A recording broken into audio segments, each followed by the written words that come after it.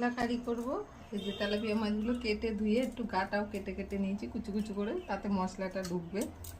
একটু লেবু চিপে দেবো, মশলা দেবো লঙ্কা, আদা, রসুন, কালো জিরে, পেঁয়াজ, এটাই বেটে দেবো। এবার লবণ হলুদ দিয়ে একটু মাখিয়ে রাখবো, মশলাটা দিয়েও মাখিয়ে রাখবো।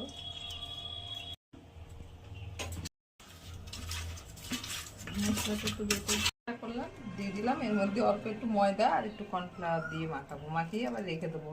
দিয়েছি, একটু ময়দাও দিচ্ছি, ময়দা না থাকলে আটা দেবেন।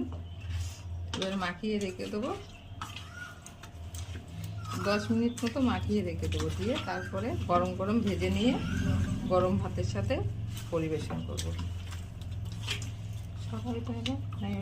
মাখিয়ে রেখেছিলাম আধ ঘন্টা আগে, তেল গরম হয়ে গেছে, এবার ভেজে নেবো গরম গরম।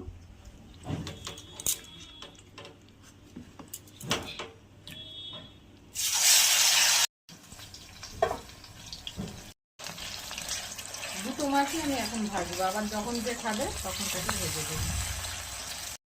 মতো করে মাছগুলো মশলা দিয়ে মাছ, তেলাপিয়া মাছের ফ্রাই মানে ভাজা।